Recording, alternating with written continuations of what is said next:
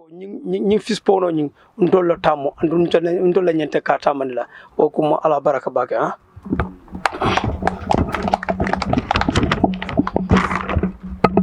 san men kala wala mena na njati ba kola wala chief albulo di ala jani aminala bulu fula fo sababa killing fula fo sababa assalamu alaikum be molbe kontonna babu nyas abaraka bake kanyelin grupo adiyata ala baraka no mandin ko dum man sene bake bari mba katalale ngafo katum jan jamal ka mandika ka ngole fo comme ñi yafo ñamin tetomu samba jawleti be European Research Institute to yala jam comme ngalo ñamin jang bi programme men bendi jang wala minti ko nga ñe man yandi programme ole ke jang so nata ka wole di beneficiary la jannimbe tentenana diamo kam be lafila stakeholders ol be kontonna mba start la alkal wala anin imamo la me alon ko kabre nga do ko damuto jang alhamdulillah man kolea soto ya mutam fele with the VDC of Kerewan. I have a nyamin Kerewan and kolle kenodi and everything went smooth. We telling aduak le new bulo muta fo keno sotota pour kanyim palaso doku community le. Mbe na partner kontonna Mam Samba atoya la turu Fatu Aisatu mbe njawara fanan kontonna mama turu babu fango ko ntol ni tel nim projet ko damuta ka nim projet ko implement not bang jang nim bota jembe chef ba kontonna fama membe sirim bala jang nim bota jembe governor kontonna be agriculture director representative kontonna be roots la director la representative kontonna be again area council chairman na diantal nung atamata bitum malon fay representative soto bari na ma soto fana ba kontonna itel fana molia kalamutan because na diantal abe nung Kenya so akonya ko but with all that abe communication no kilale so that someone will come to represent them be mol be kontonna be European Union Eva Gonzalez itel mele nim programme o dépense ba kontonna bake katung ate fana momenti always aben kanne ka nyinin karo ke projet ko be nyaadile akata nyaadile because nim projet ko mo nyanta kat banne non kabring almost last year bari kabring sama nata jam fata jiola contracto man do ko keno so ay do ko post fo wato mena jio jita nyinan January amuru tan after projet ko continue ka labang bi mun na kontan balti katung aquaculture mu femmenti important abake sa katun say molbe aje ba demo abe kolea kan wala tna sa nyi soto sateol kono aka kolea bari aquaculture mu femmenti ni ya soto ila community kono ya ka nyama fo alota amanke o kolea bakti pour ka nyewol muta ba kono anin ka anate amanke kilenti ata ni ko kudo asoneyata isita roya muta community liya benefit so walatina ala doku kumayata bake bare na Gambia jang aquaculture ata meta kumenti anasta bake abe koma so walatina jang ning community bela fila ale ning aquaculture muta kendeke at least ay ke champion oti because ngala not bang jamma fang do ketanung jang dasilame among work no so bela fila nyindo I work for an extent nga expand nga ke dulal dolto fanan so wolem tolla la foti katung aquaculture nyewo fango ka soto fang aman soneya but ala nata ke jang nyewol soto ta fo sa e wuluta sa en ka nyin sika ka ke dulal pon dolto wote kolera katung aquaculture nyewo be nyami nyewo men wuluta kono men kuluta kono wole ka keno dan ñewo yeta ñewo muta ba kono me an ko wayal ñewolom yena me an ko man dali domorondola amolong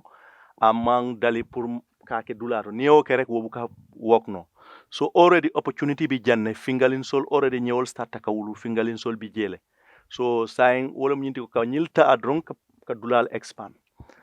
you know it can be it's a commercial it's for commercial purpose so project kol sinano jam fam pour kana ka fingalin sol sannolal bulu you know wo fang sikeno kodoti but then community fanay let them take up it pour ka expand since fingalin sol bi jansa manki kal bitasan nin fingalin sol moliya sam fo Senegal pour ka bringa ponol dada ndol tata fo sappu bare fingalin man soto fingalin sol man soto so nin ko mbita ba kono dol ka ke nyame kata ba kono le nyendingol naati bar newol naati wol nyewol imol sanjiol long imala wol sanji jelle soto imolong so wol fana man dali domorondrola because they are wild fish so ni oke most of it am aka fail abuka wokno but the ni nyewol naati me alon ko already aliye bondi dam wol yela sanjiol lonne yalone baluta okun jella e kam famle adum kabrita luluta ike domorondile e dalta domorondirola yole long woka sone ya bake adum bi wole bijang ñing fingalin sol mel bijang ibe dalta domorondilola e dalta pon katara ponol kono they are not wild fish so ñimu opportunity balti community liye pour ka jang expand ka jambe ke ponol kisay al bemen kela to al nin fisheries department sikara do ko kela wol si tek expertise fenko dialla already ntolnga video ning aquaculture expert o natale ay documentary prepare already so mbo documentary hand over la management la jang melbe ni aquaculture manage la so documentary ñew from start foka harvest expert o ya boye fo in the documentary so wo itale ba yela rek ya karang fope yalon ko a tata ning ñe kuola ñe malayandiro hani ñewol fangol sasata e ñanta mune kela everything abe documentary kono so documentary ñimbe desarin demanding ka pare na pare tamba na tla nga deliver so wo drone hani wo drone nali wo drone jibe aman jare fango nal mang experto soto drone wo drone sal guide no fal ñin dula gana yiri wande so wolebe je man la fi nga mol mutad baake tilo kandita time o men fota monna start no time ola so be mol bele kontonna be mo be kontonna kontanta bake be men yamar la drone wala ñinti ko community anin solicita yenyo bulo muta ye committee londi me alon ko itellebe dula management because ni o man soto dula ñinti tade community have to be established ye dula manage fem be sotla because ntol project ko we have mbal mako kan purale lo ni ala son tan tol alla jang kantar la ntol be jolale fo waniya fit domoro ntol be odila la fo waniya so at least ten fan ñewol ntenga amela ñame ñanta harvest start la so automatically after 1 year I'll tell man spend follow alman spend everything is spent for you so al ñanta kastane ni project ko face outa excuse tije al ñanta ka mufle because jani project ko be face out futa nyaanya albe harvest jamal lekela so ni wafro keta wo ko do stota amanke ko ibe do kula jola kipa jola amanke ko you are buying fingerling feet everything is available automatically when the project face out excuse manyana sotola you should move on so mbe mol danela wala solicita ning jam village o ale do ko ke nyola ale right committee select me alon ko they will work so because initially confusion was sort of demanding lafta for clarify CESAD project what men have design kan the direct beneficiaries of the project men safiraje is solicitor federation but those woma tinna ko solicitor like a project ko penke because solicitor ni ko folisa hani Kerewan jam musol they are part of solicitor adu solicitor la doku nga project jamale ke CESAD ni tata even jang call store nga biljele community leba manage kan so but then solicitor have to be part of it fo tara kono pour yaaje kol ka ke nyamin to monitor it e kam fahamne so everywhere benefit bi project la fenko bije for solicitor mole taraje to monitor, to make sure that things is going right. So wole beje. So benefit, direct benefits are only solicited, but that doesn't mean it later will be fenke. Onal telebe committee settler ale dula manage. So this is how it is. So be mol be kontona, be alkalo kontona. Is a nice man. Kabrin start tajang, he's also with his VDC, so be kontona back mbafule yakata drong, let them not let down the people, because after 1 year or so, Bella Filangana Jangatara things is moving fine. Yeah, after here ntekatale, but then I will come back to assess and see whether everything is going fine.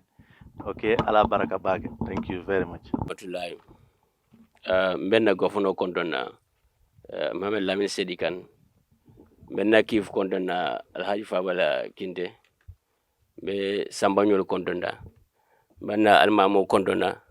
Benna VDC Kiamano anala membership be kontona. Be director of agriculture kontona. Be adwakun ko be kontona. Anin nala koton men bebe jang anin solicitor mo be kontona. Alhamdulillah rabbi alamin ngara kayra baldi bi kal bija Kerewan sade ko le jang kayra kuto me anan ko pour ñewla soto ko la asijara no ñamen bi wole ma be ni jang ñi ngara kayro ti Kerewan ya soto bawo biringa ko datita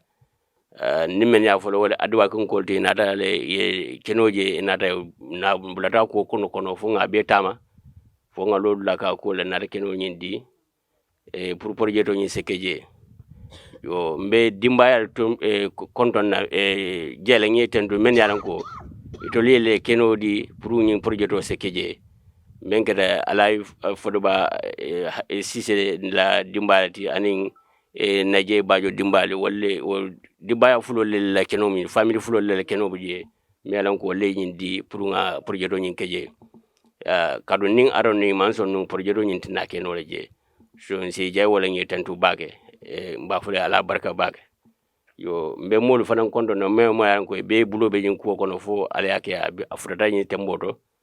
yo sal kondo ngal be jay ngal be bismillah Kerewan sade kono nga fale budum al be bismillah Kerewan ko ala barka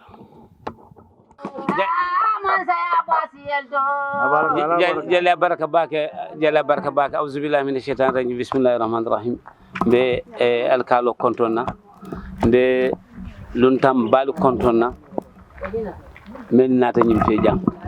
men na commandant kontonna commandant me yalon ko be duwala e bake simal personnel indépendant me yalon ko be men ke kanyim banko kam mol malu bantu ngalon ni ata modolam anata jam amanta sara jatalum kebat abe continue la ata dindi ni ka bara tabe ko kuto alafta banko moli yalon sa ko sefo do ani sefo bebe ko kulo fanan ay ka fani nyoma na nyolo be sahari ala so is bunto everybody be VDC kontona be Kerewan kontona kuma kin fota jam important ba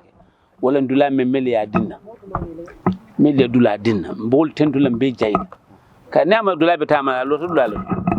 ni na tante ko banko tembu ta lamina ko banko tembu sa be lo abe kelaminto mbo tento futan dawul man ba fula fana la baraka du ñimu feneti me alon ko fana mol si haklo tuje e ka men ko ni fata barajo men ka tuye aketara je wato ñi ñolam men ñi banko du ñu la say ni ñoñe boten banko ko ñoñe mutata lu moya do mo lu ite mari hanni fade bo barajo sot la mbe mol tentu la wala bake ko nga fanya me ko mandaw tentu la ñi ñong alama ala sendi banko kan bar tonya be men fola ñoye nim toto mam bata bulala kolon kono abondila le kana bata fonga ñi fonyo ay sene projet kol même be kana jang nim projet kol bota jang don ay projet kol fa do ka projet kol sike ke di molal ko ñi jibe sa be ñi men fola abanni ko la sanji killing mo be tara jang membe tara do ko itule bajol mel be tara jang kaw balundi o ñew balundi fo sanji killing fana atoldo sa kam da ni yaada design fo sanji killing atol ñanda profito do no solo ñanda ko do damal solo ya wole na ta sa fo na fa o manya ne kala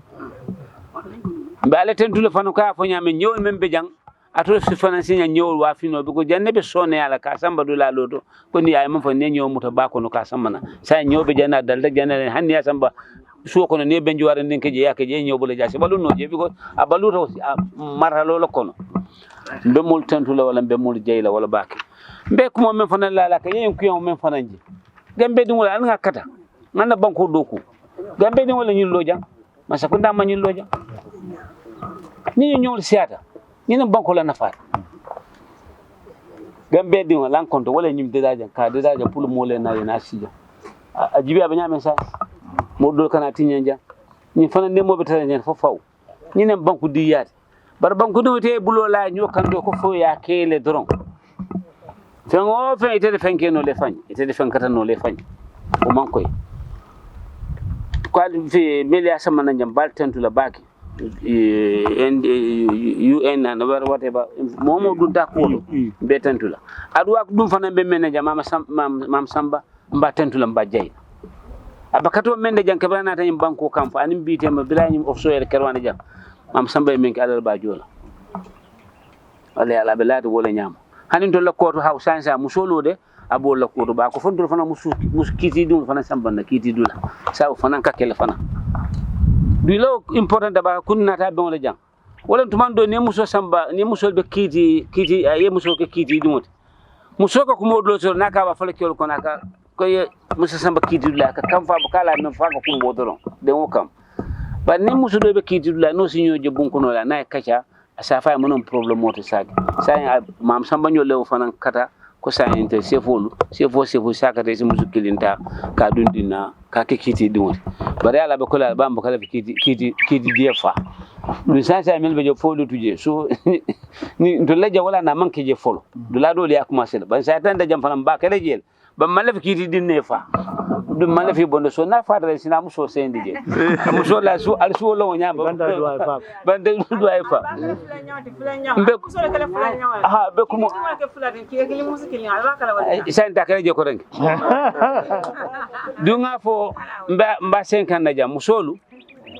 mba 50 go fondo 50 tem anim mel be programme ko tenim programme ko no bar mba fo ja musolu ku ke ba do ko har ba do ka do ko muso da male ka to mo kiti nyaw ina ta musole wulo commandant sefu loya mal abe mo musole woton nanyo la to le wakil do ali sabar do be ko bor na to le 50-50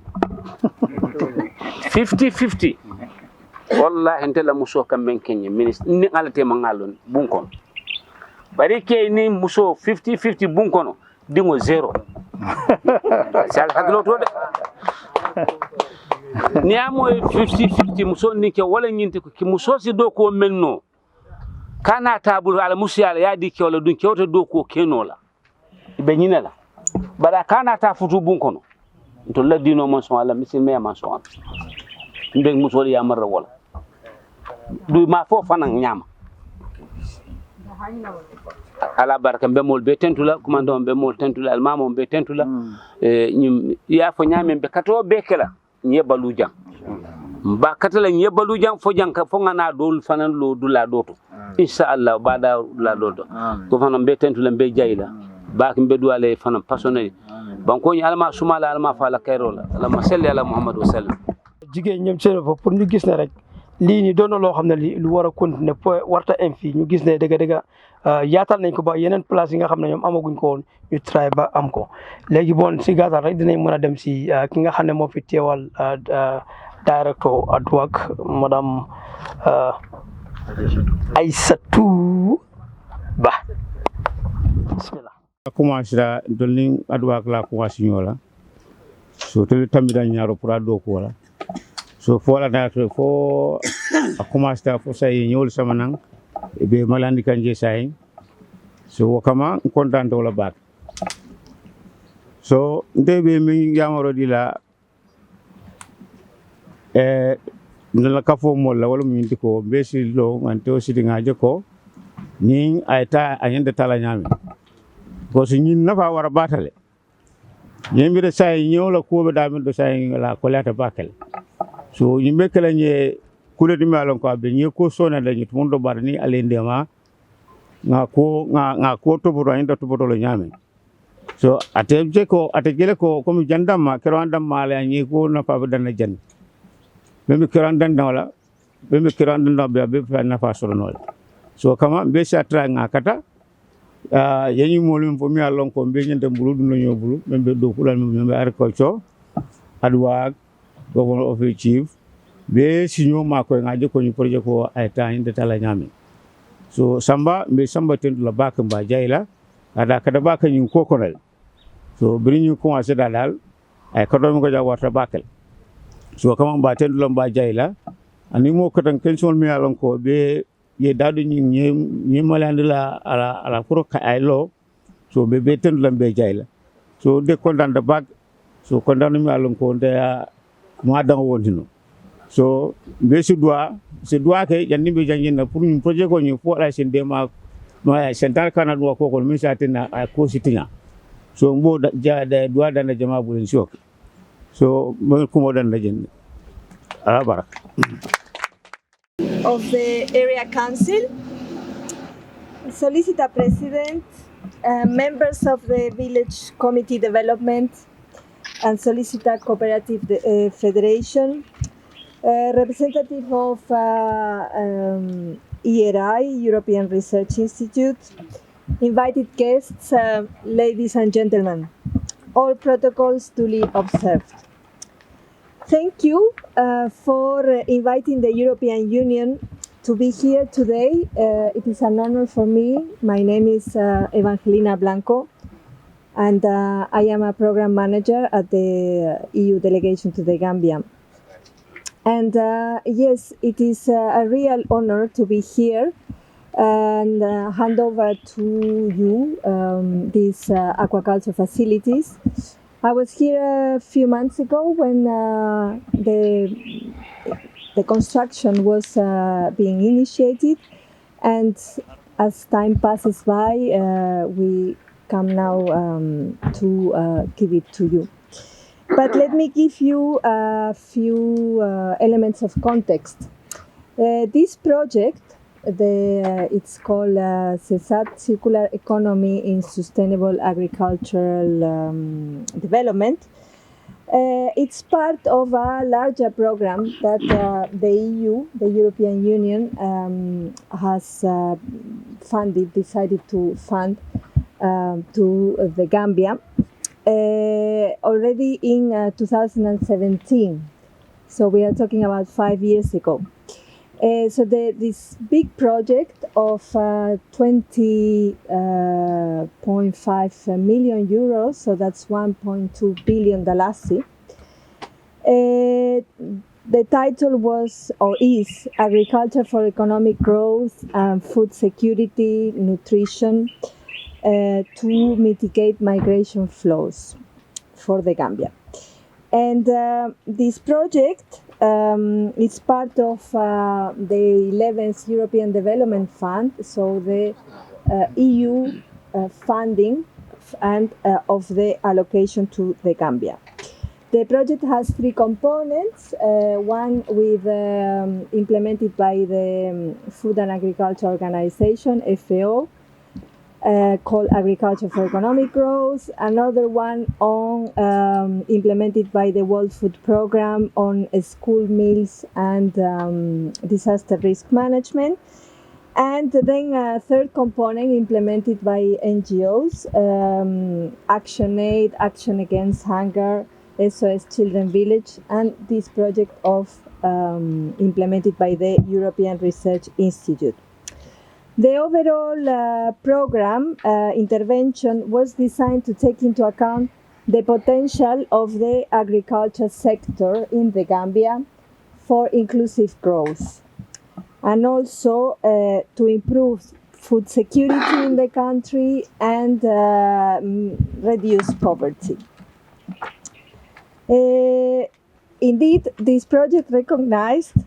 some areas of potential improvement, like in the agricultural sector, like the research and extension systems that can lead to or led to upgraded farming practices, higher yields, larger arable land irrigation, better storage facilities, enhanced entrepreneurial culture, improved access to markets, better food safety and quality control, and increased smallholder producers' participation in value chains and end markets, among other important areas. It is also important to recall and remember that the country is witnessing the effect and the impact of climate change. We all remember, like for instance, to give a recent example, about a year ago in July, 7th of July, we had all these windstorms, and we see that there is an increased salinity, the sea level rise, and all of these effects of climate change have been identified, and the Gambia has given priority to some adaptation measures. For instance, select crop or grass varieties that are more resistant to droughts, pests, and salinity. Ladies and gentlemen, this project, Circular Economy in Sustainable Agricultural Development, was kicked off on the 29th of November 2018, so 3.5 years ago. It was supposed to, initially the duration was of 3 years, but we all know that COVID struck us all, had an impact on all our lives, and also it caused delays. So the project was extended to be able to move on with the project activities, extended by 1 year, and we are now coming soon to the end. This project is being implemented by the European Research Institute together with local partners, and it has a budget of 834,000 euro, of which the EU funding is of 38 million dalasi, about 668,000 euro. It's 80% of the total funding. The project it's being implemented in this area, in the North Bank region, and the specific objective is to increase precisely the competitiveness of smallholder producers and their participation in the agro-commodities markets. And it aims to encourage innovative practices and technologies in the agricultural sector and improve market accessibility and business relations in the distribution of agro-commodities. These aquaculture facilities represent precisely that. Aquaculture is something fairly new in the Gambia. So thanks to the project, thanks to the EU funding it, we are giving you the means, we are giving you some infrastructure. As it was explained, well, you have the ponds, you have fish feed, you have the elements, the means, and now we are handing them over to you. So now it is your duty and responsibility to make it work, to make it a success. And I wish you sincerely from the European Union, on behalf of the European Union, that this works for the betterment of the communities. And I will be pleased and glad to come back maybe in 1 year time and see how you're doing. I will continue to be here, so it will be a pleasure for me. So I stop here. Thank you very much. Maybe somebody can explain a little bit what I said. Abarakabake Jerejesh. Director Kontong, I Sate Mol Kontong, BDC Kontong, ay solicitan kol konton kabra bota konton dirola adunta project ko kono ako nyim project ko adamutata 2018 sanji saba koma, so it's like project ko nyim sanji saba aning karidantang ay wole soto, so ako niaje project ko dileta bake woning coronavirus dunta nyokono, so wala na project ko dileta non te project ko nyanta danna sanji saba dron ako project ko nyin nim project jamal me alon ko itel European Union itel les dépenses woning IRR la project ko bijele FAO la project ko bijele Action Aid la project ko bijele Action Agence Honga la project ko bijele, so European Union ne be dépenses pour ila dépense o kam wala nyinti ko pour ka gambianol makoy ke mako albialo ne ko memu climate change tubaw ka me climate change malom do fola nyaadi man ka kangol alhawa falin ba fala so woy batandiro ke baake seno kan ay seno samba koma ay baluwo fanam batandi anim fanan tamo me ko migration albialo ne ko tamo fana e mol batandi amanke ko pour kata tubabu du dronde tamo wala nyinti hani ka bojam fan ka badi bubula jang kata kombo o be mu tamo leti, so abe keta ku melan ko anyan ma ko ro nyanta ka kele pour ka mol sabatendi, so nyim projet ko nata walla pour ka climate change ma koy fanan ka mol sabatendi ibota dame sa be mol sabatendi la nyaadi le foye fengol dila isi nyalo dame, so wala tinna nyim projet ko nata anen nyim kol nata nyim aquaculture nyol anen nyim cold stone bayani mole do ko ke isi la fengol ke je asi meje amantinya foye market marché je bero soto ya waaf, so ni aquaculture fanan asi ñewol la ko sone yandi molle, so fanan be bala kany akon ay même fo fanan wolom ñinti ko ako mol ya kata ya muta kendeke sakam mel ya lon ko comme mol be la diamo ya ko mel ko kana jam mané ya muta kendeke katung atabela fila after sanji killing abe murula jang, so abela fila nanata aya tara kol bitaka anyama so I will have, so I think I'll use this opportunity through the governor to challenge the director of agriculture for jang to expand here, because already fingerlings are available, so it's just matter of now it's easier to expand here, is easy now. So, it's just a matter of putting some efforts here. As far as we are concerned, we are open. Until the end of the project, if you have any mechanism to expand here, come we can discuss it. Because already the fish have produced, there are a lot of fingerlings. You will not know it until when you go around the ponds, you will see fingerlings. So if you put up a mechanism, we can see how best to expand. We can talk to the village and have more land and expand the ponds, or if you have other space along the mud bank, you can even transfer them there, so that at least these things is more sustainable. Okay, thank you. Okay, alhamdulillah, comme Samba nim ko waxee rek ki jot na moo ñi nga xam ne ñoo fi teew ñëpp soo buggee lim da ngay jum. For the benefits of the media and our very important guests, the EU representative here. Then after that, I'll summarize it in Mandinka. That will be good. First of all, good afternoon to everyone. I must recognize the presence of the project coordinator, Mr. Samba Jao. The chief and the alcalde and the imam of the village, Kerewan, the representative of ADWAC,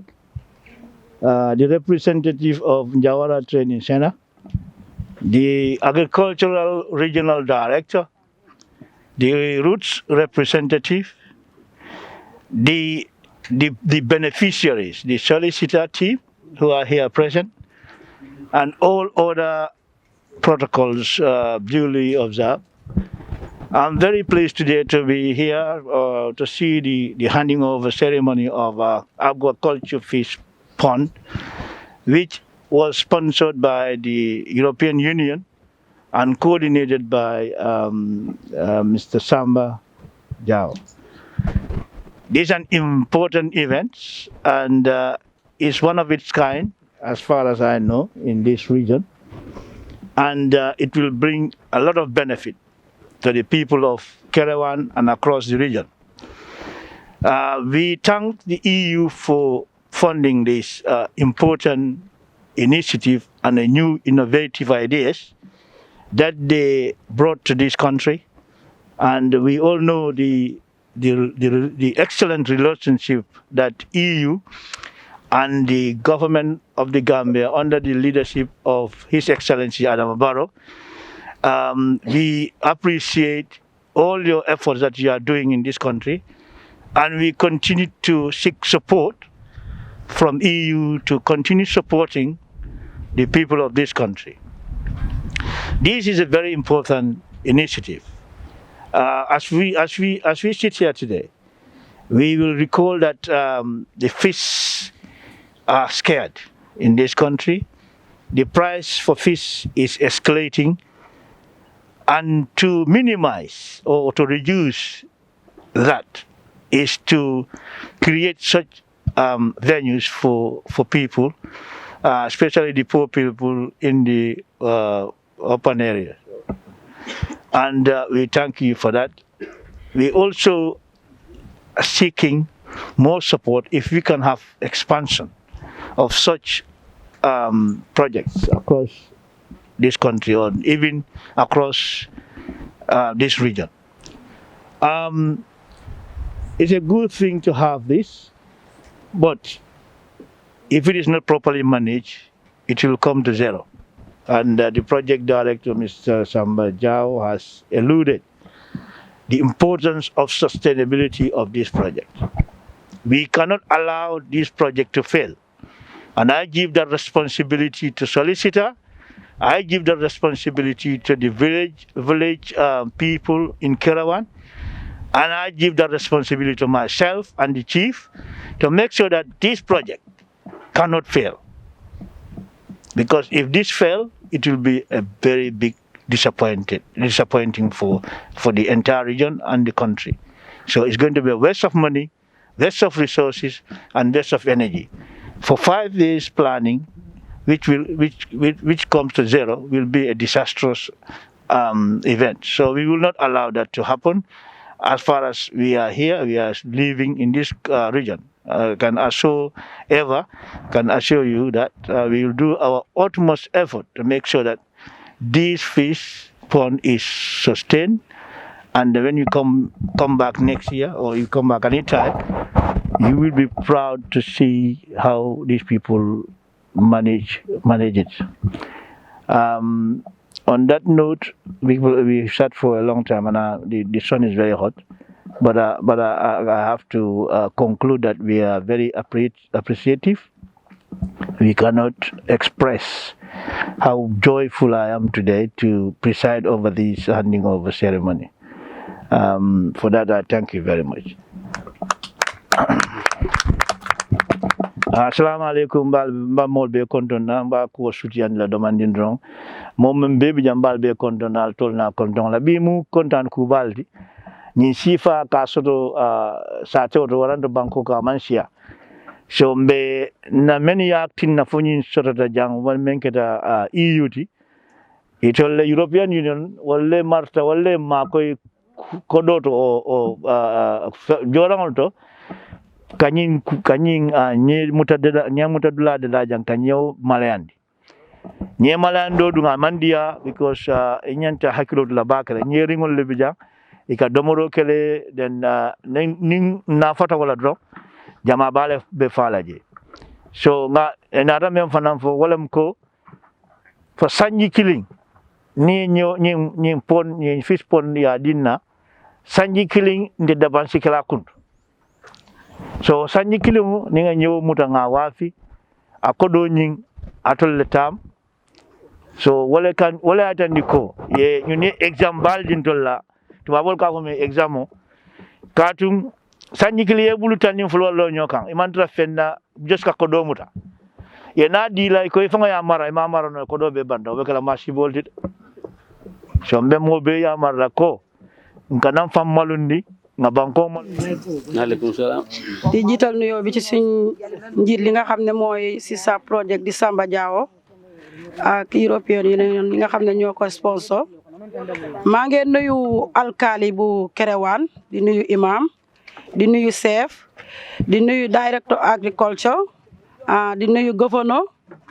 di nuyu suñ ñaari NGO si panne yi nga xam ne moom ñoom ñooy jàppale solicita di Njawara agricultural trade center ak ADWAC ñu ngi leen a nuyu ñoom ñëpp directeur ak seen panne yëpp ñu ngi leen a nuyu di nuyu solicita membres yi nga xam ne ñu ngi fi toog di nuyu suma président Fatmata Diagne mi nga xam ne mooy suñ président maa ngi leen a nuyu di gërëm ñëpp di sant ñëpp ma wax ci la meñu solicita yëpp tey bés bi suñ bés la di rafetlu bés bi bu baax a baax a baax a baax ndax solicita li ko tax a jóg mooy bayam naa ko moo ñu tax a jóg soo gisee ñu sos mbootaay gii di solicita mooy ñun dañ bugg a am kàddu ci suñ béyte fi moo tax ñu sos solicita taxawal ko muy Marketing Federation bi nag li ñu ko jàppale mooy buntu yi nga xam ne moom ngeen dégg ma tudd fi di Njawara ak ADWAC ak CESAD ak yeneen NGO si ñu ñoo jàppale bu baax a baax a baax ñu ngi gërëm loolu di leen ci sant bu baax a baax a baax soo gisee nag ñu ne bayam naa ko rek bayam naa ko dafa am lu mu war a àndat bayam naa ko dafa war a ànd ak yaram jur li tax mu war a ànd ak yaram jur mooy naako bi li nga soo koy bay da nga war a yar jur gi ngir ëllëg jur googu noonu seen neefare yi nga xam ne moom la ñoo génnee nga yóbbu ko si garden bi su ko defee mu baaxal garden bi moo tax ñu boole ko bayam naa ko ak yaram jur kon ñu ngi gërëm képp koo xam ne mu ngi fii tey di rafetlu programme bi bu baax a baax a baax tey dañ am kontaan ndax ñun jigéen ñi dañ sonn li tax ñu sonn mooy jën amatul daanaka Gambia tey ñu defal ñu fish pond bi fii indi ko fii Kerewan ñu teg ko fii ñu yar ko ba nga xam ne tey màgg na ñu ko hand over kon tey loolu kontaan teg mbégte bu baax a baax la ñun tey suñ amoon doole sax tey danañ fi def lu rëy a rëy nag waaye nag kontaan nañ ñun ñëpp di gërëm ñëpp di sant ñëpp li ma ñaan mooy solicita ñun fish pond bi ñun lañ ko defal waaye nag waa Kerewan yi nga xam ne yéen a fi ne alkaali chief ak gouverneur ak directeur yi képp nga xam ne yéen a ngi fii nii ak gars yi ADWAC yéen fu mu ne nii liggéey bi seen liggéey la ndaxte lii taxal nañ so solicita defal nañ ko solicita waaye nag ndawi Kerewan ak doomi Kerewan ak magi Kerewan ñoom dañ ci am njëriñ li tax ma ne dañ ci am njëriñ ñun solicita ñun jigéen lañ mënuñoo ñëw fii di napp jën di ko jël di jaay waaye ñi nga xam ne ñoom li yàlla defal ñu def ko fii seen dëkk ñoom nañ ci taxaw bu baax a baax a baax ndaxte projet bi comme ni ko kii waxee rek biñ ko starté ba léegi yàgg na ñu ngi cee dugal seen xaalis di ci dugal seen doole kon nag nay la ñu try ba bu projet bi féel nay la ñu try ba fish pond bi na nekk royukaay boo xam ne Gambie yëpp danañ wax ne nañ dem Kerewan ci seen fish pond bi ñu seet naka lañ ko defee bam nga xam ne màgg na ñu def ko ñu tasaare ko ci réewu Gambie yëpp muy royukaay kon maa ngi gërëm ñëpp di sant ñëpp Samba Diaw maa ngi koo gërëm waaye maa ngi gërëm ADWAC ak Njawara bu baax a baax ndax ñoom ñooy suñ taxawaay ñooy suñ tànk ñooy suñ làmmeñ fiñ mën a toll solicita mën a toll tey yàlla ak ñoom la ñooñu de puus ñooñu de woon yoon wi kon nag ñu ngi leen a gërëm di leen sant bu baax a baax wasalaam. Mbe wala trahe gina trahe la demanding mbe oncle gouverneur kontonna benna mama sefo ñu kontonna be alkalo almamo kontonna be head sol mi yal ko department head sol be mi be jang agriculture and other departments be no solicita mul kontonna babake anin VDC follow mën nga suñ suraka first of all dama bëgg a jégalu suñ directeur bi Mame Samba Diouf moo fi waroon a nekka waaye ñu ñëpp xam nañ ne si ay bés yu néew dañ war a am mass benn distribution in the Gambia and Senegal so loolu moo tax teewut fii nii fu mu nekk ni gaa ngi NNCP di am directors meeting so loolu moo tax moom nekkut fii nii so man maa ngi sànni kaddu si ndigalam first of all li ma bëgg a wax rek moo nekk ne soo xamee adwak xam nga adwak ak liggéey jigéen ñi soo xamee adwak jigéen ñi lañ fi nekkal ak xale yi liñ lépp lu ñoo def rek pour gis ne yokkute jigéen ñi la ak xale yi te wax nañ ne soo yokkee jigéen dafa mel ni góor yi nga yokka parce que mënuloo liggéey jigéen ñi nga bàyyi góor yi si gannaaw so loolu moo tax adwak seen fànn yu ñoo liggéey yëpp soo ko xoolee yëpp si wàllu jigéen ñi la moo nekka ñëw na si projet bii nii li ma bëgg a wax rek moo nekk projet bii nii soo ko xoolee nekkut aquaculture bi rek moo nekk the whole project benn la si fànn projet bi nekk di yëngu si bokk na si projet bi soo xoolee daasila mi ñu fa am a cold store si store la boo xam ne dafa ànd a cold room pour xam ne jigéen ñi mun nañ faa denc seen vegetable si am nañ a similar one at Iliasa am nañ a similar one at Njabakunda ak Kontakunda loolu yëpp soo gisee ñu def ko mu lan la gis nañ ne jigéen ñi suñ defee seen jiw yi ba pare duñ dee am marché buñ koo jaay so suñu amutee marché fuñ koo jaay mindil mel ni suñ ñëwee dañ ko jëndee lu leen neexee waaye at least suñu amee cold room boo xam ne dañ fa mun a denc seen bagage yi at least loolu na gën a tax mu gën leen naa yokka parce que at the end of the day gaa nañ mun a am a good price for their produce so si wàllum aquaculture bi tamit comme li ma wax rek jigéen soo ko doole da nga ko dooleel si fànn yëpp gis nañ ne si wàllum dundin tamit jigéen ñi ñoo si gën a taxaw so bokk na tax na bi aquaculture bi ñu isi ko pour yokk jigéen ñi parce que lan la jigéen ñi ñoo nekk si kër yi di jënda naka di tooga di def lu nekk suñu amutee jën coono bi ak boppa bi yëpp seen kaw la moo nekk so loolu tax na bi nga xam ne isi nañ aquaculture bi fii nii pour mu dooleel jigéen ñi ak dooleel ndaw yi parce que ñu ñëpp xam nañ ne when it comes to aquaculture jigéen ñi seen doole mënu see bari noonu waaye ndaw yi dëkk bi fii nii mun nañ see taxaw bi nga xam ne mun nañ laa isil ay yokkute yu bare so si gàttal rek parce que ñi xam nañ ne daaj bi dafa tànga maa ngi gërëm sollicité bu baax a baax seen taxawaay di gërëm EU European Union di gërëm ERI di gërëm NTC ak adwak yëpp parce que ñoom ñëpp ñoo boole seen loxo ñu gis ne projet bi dem na ne war a demee soo leen rek lu ma si bëgg a dire rek moo nekk ne aquaculture bi mu ngi fii nii solliciteur ñoo ko moom ñoo ko nekk di ko manage waaye dëkk bi ñoo ko moom parce que soo xoolee solliciteur seen manage bi mi ni mel is throughout the region so da ngaa gis ne solliciteur rek mënuñoo nekk fii nii ñu ne ñoom ñoo nekk di doxal aquaculture bi so dañ bëgg ne BDC bi ñoom ñu jël si seen taxawaay parce que at the end of the day li si munta xew rek ñoom ñoo sooy benefit either directly or indirectly so loolu sas naa ko VDC bi ak solliciteur ngeen try ngeen liggéey ngeen make sure ne comme lifin bi ni fish pond bi ni mu nekk loo xam ne dafa law bi faw bi nga xam ne yeneen dëkk yi dinañ ñëwaat fii ni jàngee si yéen dem bamtuwaat def ko seen dëkk yi mu nekk jàngukaay so gannaaw loolu maa ngi gërëm ñëpp di leen di santa di leen wax ne jërë ngeen jëf so wakama alafta yamari yitani moloko hani nyim projet go nyin amanda nyin fish pond dama nga cold store nanele soto jang dobe Eliasa dobe jang adoni Njabakunda dobe Dasilame and dobe Kontakunda niji dulame yalan ko na ko dogula na ko dogu fa parta ala fengo ayata aya mabuje dulame yalan ko aka cold store mi cold store ni afo cold store wala dulame yalan ko ay dula soto me yalan ko aka ku sumayari keje sajale ko ela na ko doko nyin abe asimeno je nan yaya wafi price dima sa wo fama wo kama alafta din mol men yala ko surtout men be Kerewan jang VDC ani sollicitable momo ayalo ajeko alis akata nyaaya nyin atamatala ay iru director fona tentu ani njawaron kol ani adwan kol kor wolle nyim programme dépasse and ko biri aya dépasse nyim mo fulo wolle ya mako fa ko nyin tata o nyama so o kama ala baraka bake madam ba open this sorry de non buddo fu non nga wax de am nga ñun tay mom dinañ la ko sosé de tay ke okay sa tan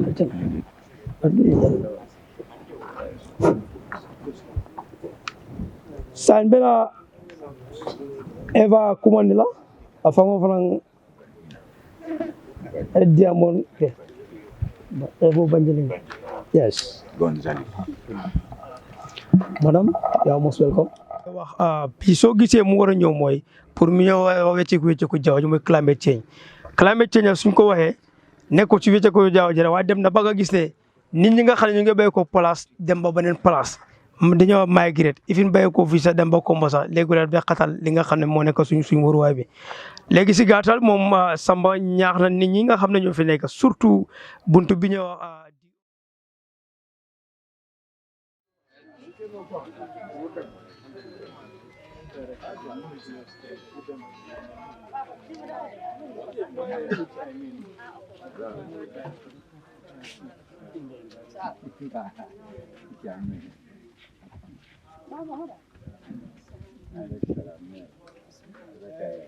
So we will train them how to do it. Okay. Yes. So that they don't need to import it from Senegal. They can. Exactly. Yes. So we will train them. So we are just waiting for them to organize themselves. Because if we don't hand it over, they will not organize themselves. Then we will train them how to do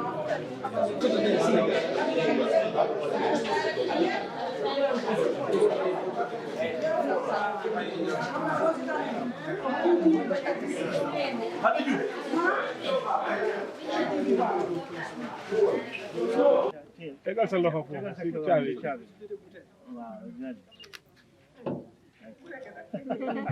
Thank you for $1 million man.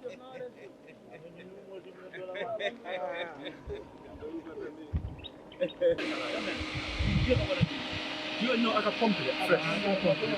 there is a company.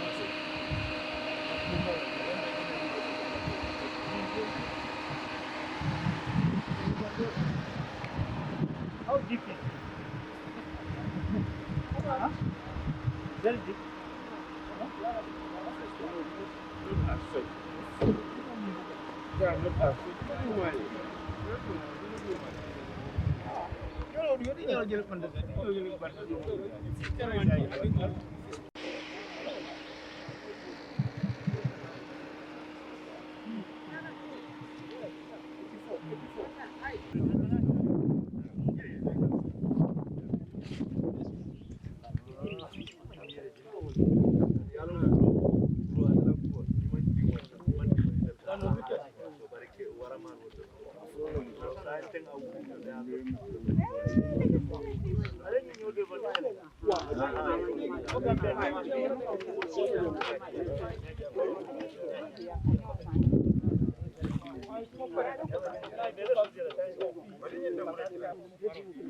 Amoya ka fanyi kanyimbe ke polo ndi mo kala ada ala polo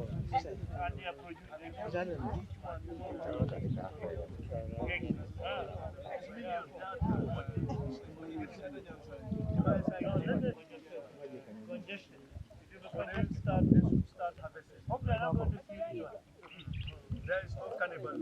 Organism expert. They say that if we are not expanding.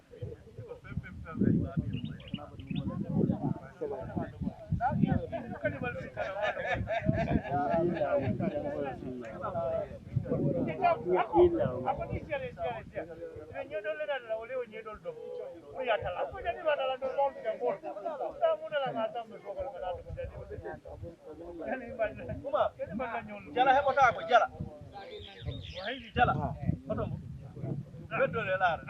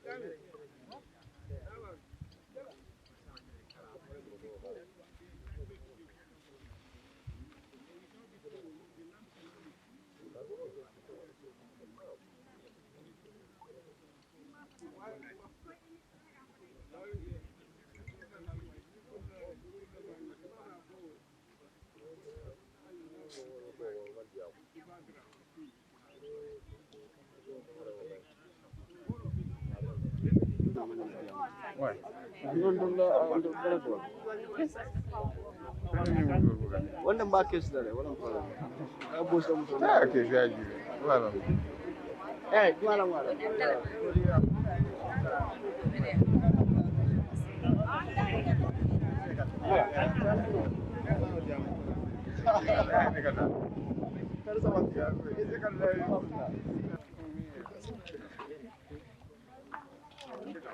Thank you. Thank you. You got it? Yeah. All right. Thank you so much. Thank you so much, huh? Thank you na gor la. Fi bu mu yaaxu de. Inshallah. Fi yaaxu rek ñoo ga ñu ngeen ñoo nekk problème ñoom yëpp. Deputy Governor of the Jane Moto.